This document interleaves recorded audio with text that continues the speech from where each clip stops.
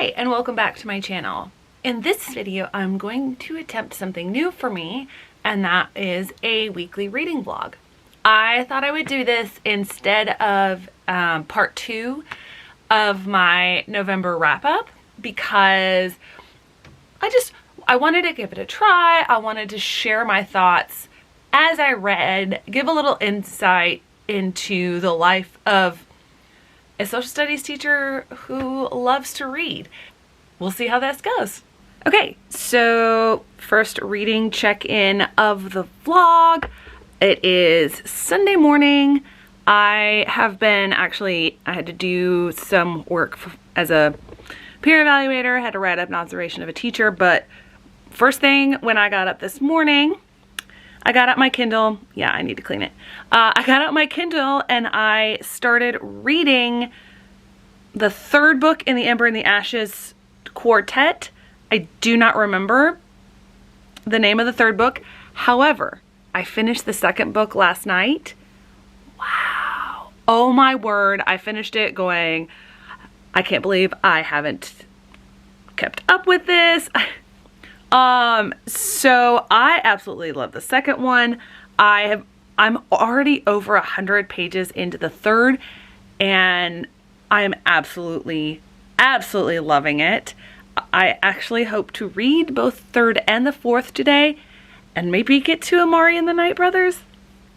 We'll see how that goes, but I'm excited about getting into the Ember and the Ashes series.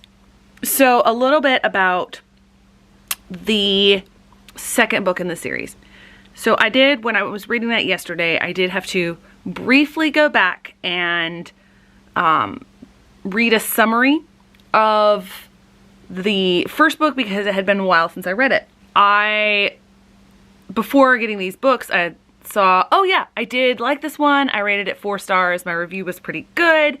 So I went ahead to read it. But I thought that the way that Sabaa Tahir brought together the different, not mythologies, but the different points of view, I thought it was fantastic. I absolutely loved it. I love Leia. I love Elias.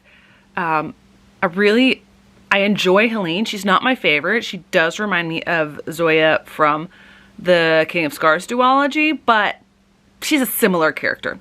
The one thing that kind of bothers me is the Commandant and her seemingly like unending power. Like, she always knows, she's the smartest, she's on top of everything.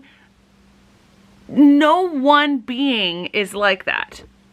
Now, part of it, I can't say too much because it would give away some stuff, but the whole deal with the Nightbringer and all of that. So maybe, yeah, that's where she's getting some of the stuff, but still, she seems too powerful and like that, oh no, we'll never be able to beat her even though we're amazing too.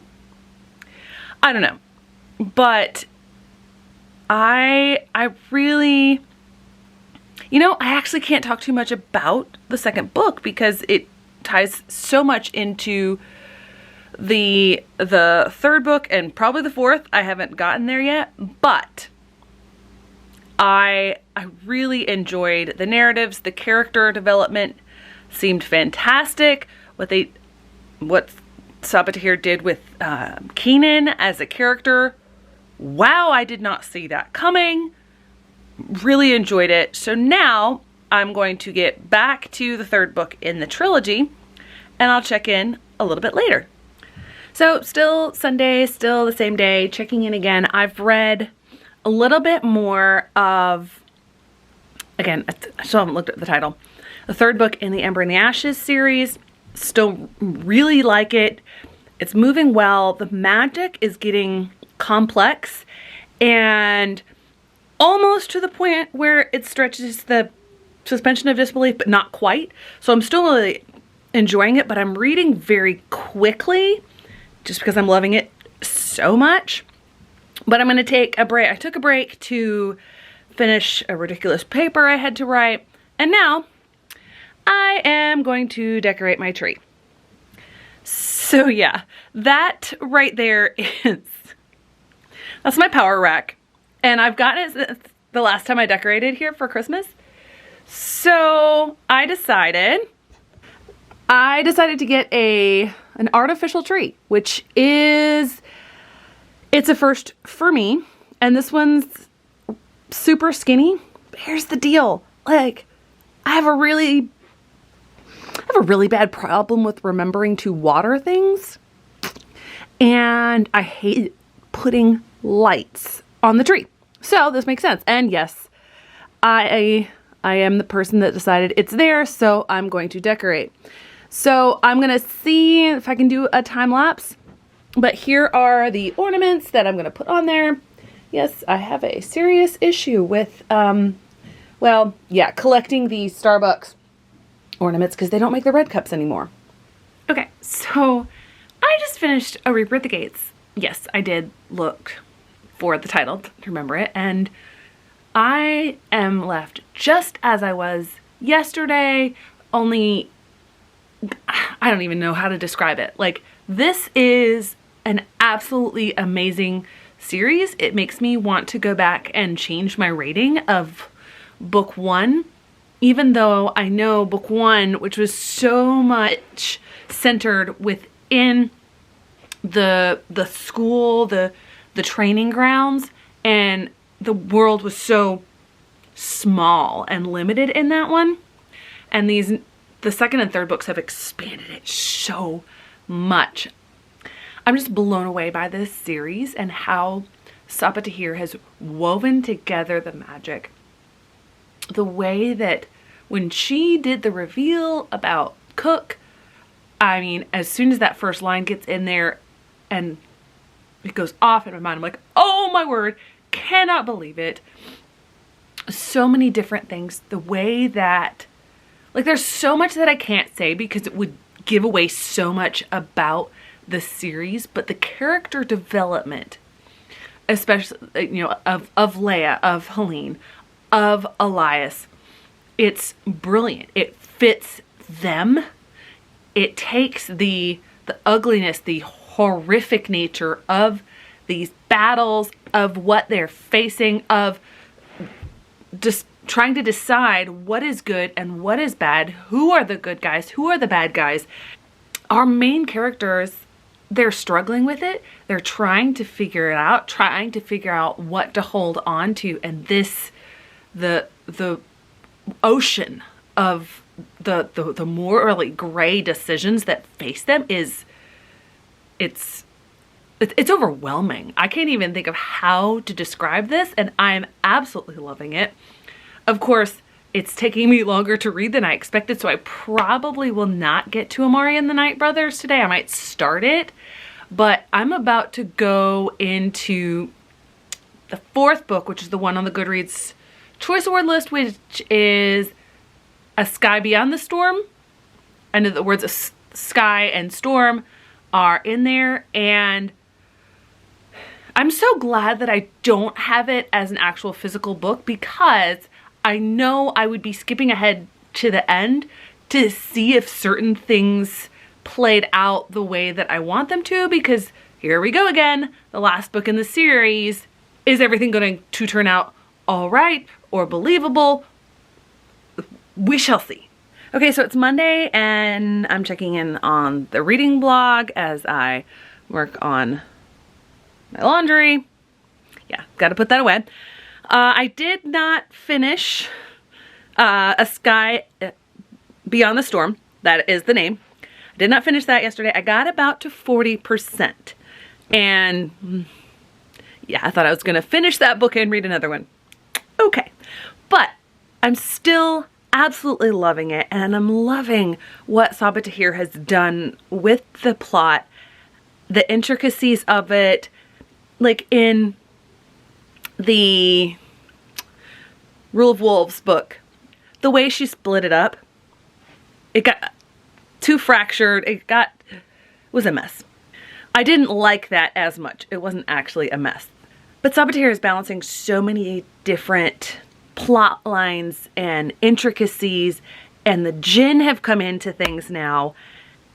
The way that she is having all of these characters deal with the consequences of their actions, wow, I am loving it. I have to finish it today though, because my library is going to take it back in 20 hours. So the next time I check in, hopefully I'll finish that. Okay, so last night I finished A Sky Beyond the Storm, or A Storm. Wow, so good. I knew that I would have to stay up a little bit past my bedtime to get it done, and that happened. I don't remember what time I went to bed, but I was so into the book, not a hint of falling asleep. I absolutely love what Sabaa Tahir did with all of these characters, how she wrapped everything up. I mean, I do have to say, the one negative thing that I have to say about this series is the character of the Commandant, of Karis. She never really explains why Karis is how she is. How she became that awful, horrible human that it was so necessary for a lot of the plot. And it was a little disappointing. But no book can be perfect. Just the way that Sabaa Tahir developed these characters, the way that everything slotted into where it was supposed to go. I mean, I can't even say the stuff that I absolutely loved because spoilers, but I will say, wish I had finished this a day earlier so I could have changed my Goodreads vote in that first round, because even though I enjoyed the Gilded ones, I loved this one so much. I hope it made it to the next round because I'm definitely gonna vote for it. So I'm popping back in on Wednesday evening to update. I know it's been a couple days. I have actually not read since I finished A Sky Beyond the Storm. Things, let's just say they got complicated. Actually, did I read on Monday? Oh, that's right, sorry. I read on Monday. I didn't read yesterday, so it's just been one day. I'm about to pick up, sorry for the glare, Amari and the Night Brothers. I know it's not coming through well on that. I haven't started it yet, but I'm really excited to. The Goodreads Choice has now gone into, they released the semifinalists, and I was very disappointed to see that Root Magic did not make it. It's an amazing book. And I was not surprised to see that Daughter of the Deep made it. Yeah, I have a feeling that that one's going to win, even though it probably shouldn't. But I am excited because it's been very hyped. People say that Amari and the Night Brothers is really good, so I'm looking forward to that. And I will check back in when I have read a little bit more. So it is now Thursday evening. I did have a chance to start Amari and the Night Brothers last night, and I already love it. I had watched a video by Bookish Realm where she talks about rating and reviewing middle grade and YA books, and how sometimes our reviews are harsher because we're not the target audience. Now, I tend to read more middle grades books than I probably would otherwise because I teach middle school. That being said, I do struggle, especially with middle grade books that are targeted at a younger age group. And I will say this, when I read children's books or things like that, I'll acknowledge on my Goodreads review that I don't feel qualified to make these reviews, and I feel awkward about reviewing it, and that's what she was getting at. What stuck with me is she was talking about some of the things that adults rate or criticize with middle grade books. it's typical for that age group. And when she said that, it's like it clicked in me. I'm quite familiar, almost too familiar, with how middle school kids act, with how they think as much as they will tell me, and I can figure out. And so I started Amari and the Night Brothers with that in mind, and the main character is 12. She's the age of most of my students. Most of my students are 12, 13 years old. And I took that aspect, like looking at the school and all that sort of stuff, and even without that, I know I would have loved this book. I've read 100 pages, but still, I think this brings you so much more enjoyment to the reading of the book. Now, I will check in a little bit later, probably not tonight, probably tomorrow, with thoughts on the book. I hope to get close to finishing it tonight, because it's a quick read and I really like it. So I hope to finish it tonight and start another one tomorrow. But before I do that, I have my New Yorker Advent. Wow, I'm doing a terrible job getting this in frame. I have my New Yorker Advent calendar puzzle. I did one yesterday because it was December 1st, and now today is December 2nd. So I have the puzzle for December 2nd, and I'm going to be making this puzzle while watching some YouTube, some BookTube. Hey, okay, so this is gonna be a quick update. Friday night, my battery's about to die, and the other battery wasn't charged. So, quick update. I got about 100 more pages into it. I plan on finishing this tonight. A little bit of the luster has worn off for me on this. I'm still enjoying this. It's sort of, it hit a bit of a lull, and it feels a little bit more childish, which I'm understanding. Yeah, that's what it is. It's written for middle grades and a little bit younger. I'm hoping it gets a little bit better in the last third, but we'll see, and I'll update on this, my final thoughts tomorrow. Now, if I finish that before the end of the night, I plan to pick up Ophe's Ghosts, and so I'm actually really intrigued by this. It is a girl who suffers the loss of her father. She and her mother have to move to Pittsburgh, and then she discovers that she can see and befriend, talk to ghosts, and work through a lot of stuff related to that. So I'm really excited to get into this one. Okay, so I did last night, Friday night, finish Amari and the Night Brothers. I have complicated feelings about this book. I think part of my disappointment comes from the fact that there was so much hype around the book. It was so highly recommended. I went into it thinking it was probably going to be amazing. For me, it wasn't.